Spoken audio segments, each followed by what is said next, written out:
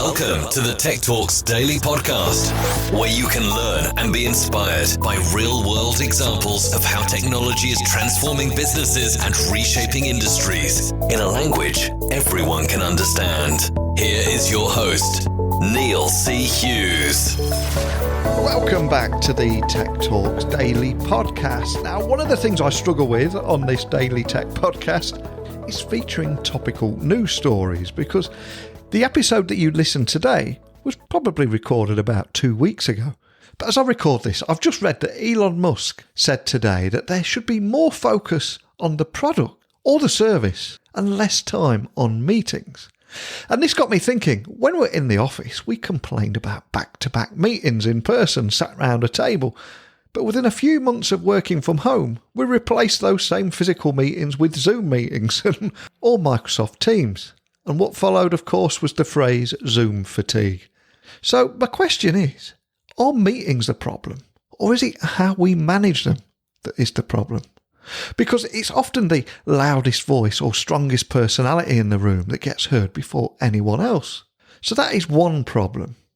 And when I also look around at younger users, I often notice that rather than spend 5 minutes frantically tapping a message out with their thumbs on their smartphone, they choose to simply hit the record button on the messaging app of choice and send a quick audio message. And I must admit, it's something that I've started doing too. And this got me thinking, how we all communicate is evolving.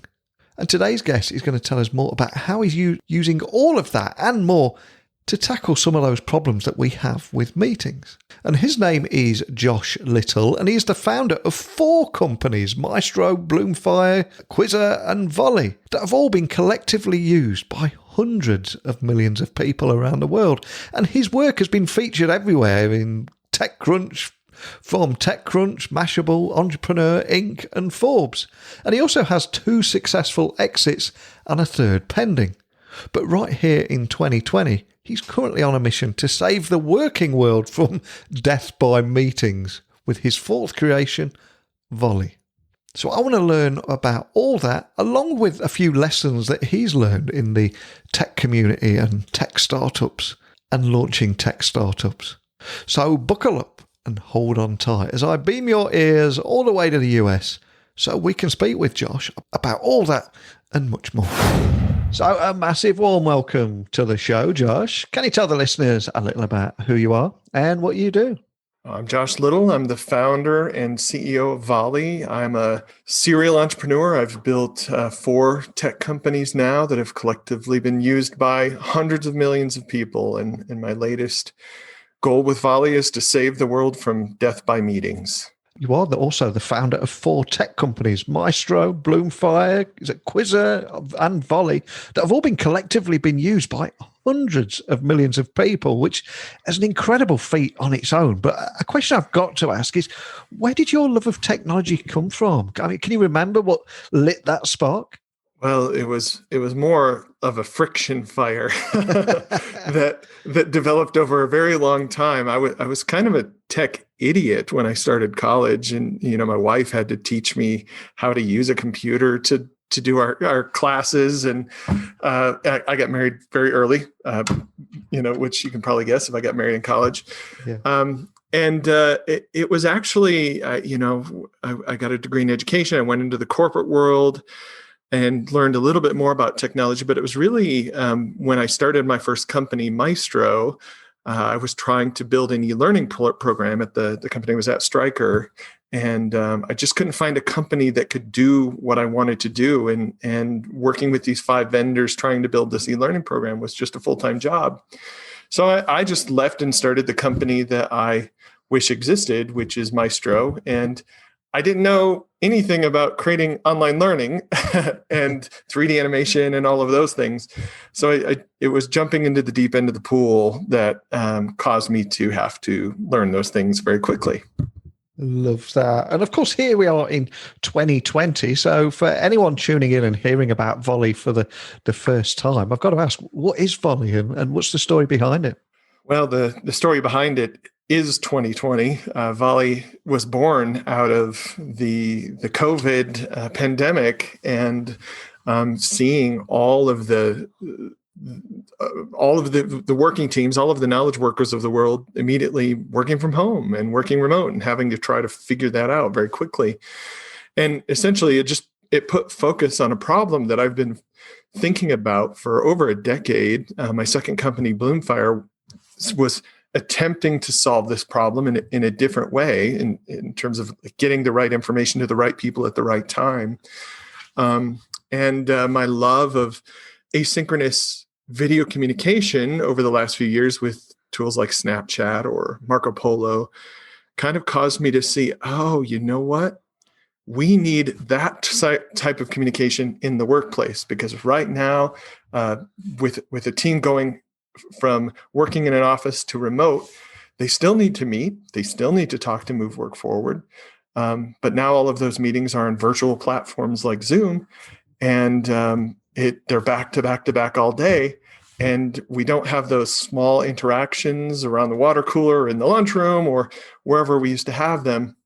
So I think it's a perfect time for Volley to enter the stage. And so to answer the second part of your question, Volley is a communication hub that allows teams to move work forward faster with asynchronous video communications. So just like any other conversation, we take turns, just like this one, except in Volley, you record your turn with video. And that allows us to have the richness of talking and the full spectrum of communication with the flexibility of texting and in the asynchronous nature of it. That's incredibly cool, isn't it? I'm curious, what kind of feedback have you had? Because it feels like it stops just the loudest voice in the room just dominating a meeting, doesn't it? Oh, yeah. I mean, that's one of the problems with group communication, one of the many inefficiencies of group conversation, right?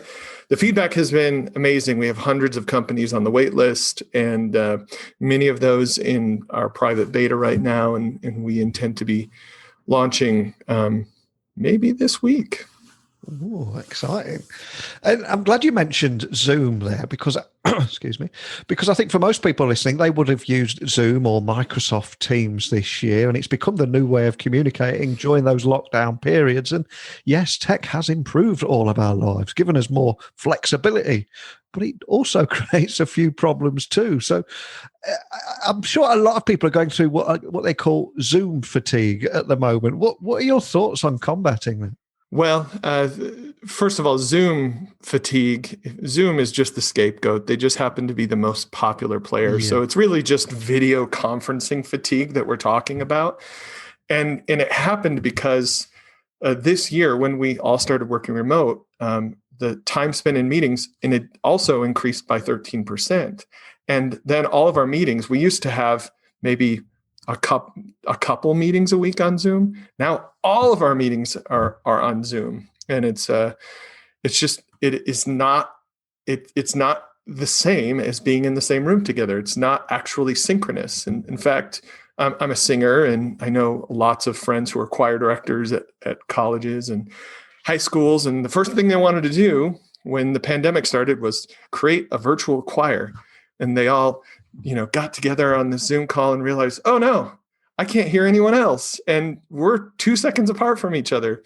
So there's this lack of synchronicity that just makes it fatiguing and sort of wear on you, and the constant gaze. It's just not a natural way to communicate. So there have been tons of articles written about this on how to combat Zoom fatigue. And everyone has the best intentions to try to give solutions like turn off your video or go outside, or SAP actually just implemented a time limit on their meetings. So instead of 30 and 60 meetings, so they didn't want to have back-to-back meetings all day. So now they have 25 and 55-minute meetings, and that's going to solve the problem with back-to-back. But the problem is not solved by talking less. That's not a solution. You can do that, but you have to talk to move work forward. You have to have conversation, and conversation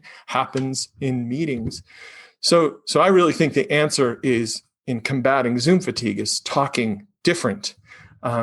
Because we still need to talk, we can take those conversations and split them up into asynchronous conversations, and that allows us to have productive conversations that don't interrupt each other's productivity. So my thought in combating Zoom fatigue, yeah, you could go sit on a park bench, you can Zoom less, I guess, you can jump on a phone call. Those are like addressing the symptoms. But if you really want to solve the core problem, you have to replace your back-to-back meetings with asynchronous video conversations. It's funny, isn't it? If we had this exact same conversation last year, we would have been talking about being back-to-back with physical meetings, the problem of being interrupted at your desk every 12 minutes when you're trying to work on a task. But life has changed so much this year. Are there any other big roadblocks to productivity in this new way of working? Well, I think we are in a global meeting pandemic that's caused by the global COVID pandemic. Time spent in meetings has increased 8 to 10% a year for the last 20 years. And it's risen so slowly, we kind of didn't notice it, right? And like I said, 13% this year alone. So now the average knowledge worker is spending 21 hours a week in meetings. The average executive is spending 28 hours a week in meetings. Like the majority of their time is spent in meetings, communicating with others. And so that's great. You do need to meet, you do need to talk to move work forward, but that talking does not need to be synchronous. And the problem with synchronicity is that it's interruptive. And, there's lots of great books out like Deep Work by Cal Newport that kind of explain how important it is to find time to do that deep work. And to do that, you need open stretches on your calendar. And you can't have a back-to-back meeting schedule throughout the day because it's not just the interruptive nature. To jump in a meeting, you have to not only stop what you're doing, you have to then wait for others to arrive, then deal with technical difficulties because it's probably over a platform like Zoom, then the obligatory small talk, and then the meandering of the conversation. And as you mentioned earlier, people who just can't stop listening to themselves talk and other people who don't need to be in the room. Like there's a ton of inefficiency with the meeting itself. And the fact that they've risen 8 to 10% a year, and now it's most of what we do as knowledge workers. In fact, a crazy stat, the average software engineer spends 41% of their time writing software, actually doing their job. The rest of the time is all in collaboration with others. And another problem that I've seen this year is we're having a lot of people, of course, that have gone through the entire recruitment process and even the onboarding all remotely. In fact, they've not met any of their colleagues face to face. So how can teams working remote, do you think, can they continue to develop relationships despite that distance and feel a valued member of a team? That's a great question. We're actually solving the problem ourselves, and we're using our product to solve the problem. But Buffer's state of remote work study that they released this year cited that the top two struggles with remote work are, number one, lack of collaboration, and number two, loneliness. And both of them were 20%. So they were the top two issues that remote workers had. And it was conversation that equaled relationships. You can't create a relationship without interaction with other human beings. And we got this when we were in the office by seeing each other in the hall or stopping around the water cooler, popping into your office. And it happens to be all those little ad hoc interactions throughout the day that equal relationship. Patrick Lencioni has said that leaders lead in meetings. There's no other place that a leader actually does the job of leadership other than interacting with other individuals. And now we say, go home and you can type to each other or you can talk to each other. But if you want to talk to each other, you have to schedule it. It has to be on this virtual platform called Zoom. And suddenly all of those ad hoc interactions, all of that stuff in the middle that glued us together, that created culture, is now gone. And we feel lonely because we feel disconnected. So the way to bring that back is to allow a frictionless form of talking, because it's really hard to schedule a Zoom call to tell a coworker a joke. You're just not going to do it, right? And by typing it into a channel like Slack, you're going to miss 93% of the context of that joke or the delivery of that joke. So you're probably just not going to do it. Therefore, you're not going to develop the relationship.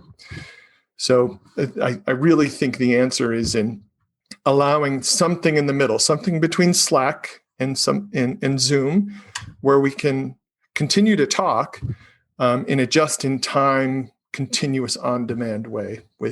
And that's why we've focused on asynchronous video conversation being the core of our product at Volley.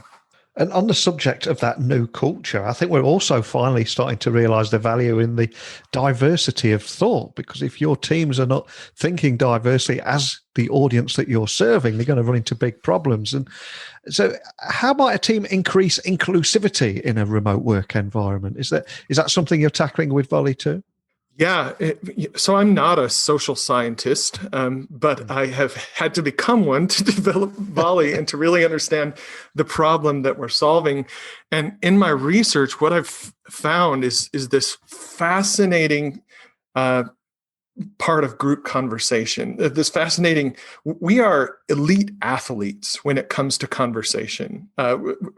Even the least of us human beings are elite athletes when it comes to our ability to perceive others and to read the room. And it's amazing when a conversation goes from 2 to 4 to 6 to 8 people, how it goes from a dance between a couple individuals to this whole other thing, something so challenging that you couldn't even program a computer to have group conversation. So the stats are, in a conversation with 4 people, 2 of them do 62% of the talking. In a conversation with 6 people, 3 of them do 70% of the talking. And in a conversation with 8 people, the same 3 people do 70% of the talking. So as the group size increases, it moves from a conversation to something more like an audience watching a couple of people have a conversation. And I know we've all felt that. We've all been on the outside of a conversation, whether it's a dinner party or at work, in a meeting. And it's really hard. Just group conversation in a room where you can see everyone and read the room is a challenging thing to do. The risk to participation increases. And we humans have adapted to that in an amazing way. But what that causes, now we go remote and now we have Zoom, and the friction of Zoom, friction's even higher. The risk is even higher to chiming in. And then you realize you are on mute and it's just clunky, the whole thing. So inclusivity has suffered because of that. And so what we love about what we're doing at Volley is we're creating an equal opportunity for everyone to contribute. The airtime can be shared equity because everyone has an equal opportunity to hit the record button. And we're not time bound, so we're not forced to only let this one person who can't stop talking talk, right? In fact, we can skip past what this person is saying, or we can listen to them on 2x, which would even speed up the conversation. And again, if we go back to last year, I think the argument was between the effectiveness of working from home versus working from the office. And now it seems like it's all about we can work from anywhere. It's not about office or home. But there's still problems with the workplace communication and how insufficient it is. And you've raised so many today. But is there anything else that particularly gripes you, or you've got a gripe with, or ideas of how you could improve that? Well, my main gripe is that when it comes to communication at work, you really only have 2 options. You can either type or you can talk, and both are inefficient. And I've told you why talking or meeting is inefficient, because in order to talk, you have to be synchronous, and it has all of those inefficiencies. But we haven't really talked about typing in email or Slack or text. You can speak 7 to 8 times faster than you can compose written business communication. And this is again, speaking to the elite athlete in us as human beings. And only 45% can actually of your message can be perceived from the tone of voice, but another 55% can be perceived by seeing someone deliver that message. This is why when we talk on Zoom, it is a good idea to keep the video up, because if we turn the video off, you're losing 55% of this message or what I'm trying to convey. If you could see me right now and the look in my eyes and how I'm using my hands, it conveys a lot more than the actual words that I'm saying. So my gripe is just that every avenue you have to communicate at work is inefficient, and which is why we're building Volley, so that we can create a more efficient way to communicate with our team. I think you're really onto something here, because I don't know if you've got any kids, especially teenagers, but whenever you observe them with a smartphone now, if they've got a long text message to send, they're not going to write it out. It's a waste of time. They will just hit the record button and send an audio message, and it almost feels like an extension of that could transform the way people in the workplace communicate. Was that always your mission there? Yeah, exactly. It's that sort of behavior. It's when you choose to write a text message, you're choosing to do something that you're 7 to 8 times slower at than your natural ability to just speak. And so the need is there, and we're seeing young people adopt technology in this way and create this Snapchat sort of behavior. And so all we're trying to do is encapsulate that, build the platform around that behavior or that desire to be efficient in your communication, and then bring that into the workplace.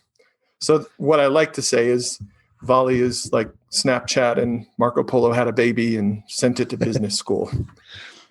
And for anyone listening, wherever they are in the world, we're all going through the same things this year. And I suspect that a lot of the problems that we've raised and discussed will resonate with those. So what advice would you give to a CEO, decision maker, or founder to help their employees and teams thrive in this new environment?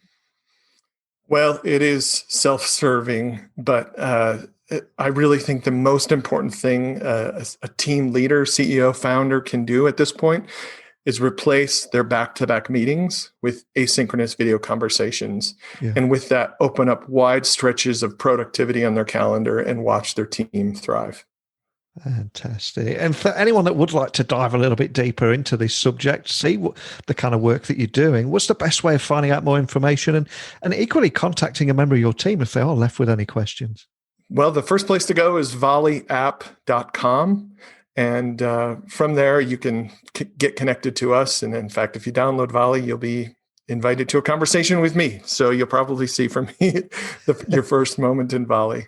You can't get away from me. I love that.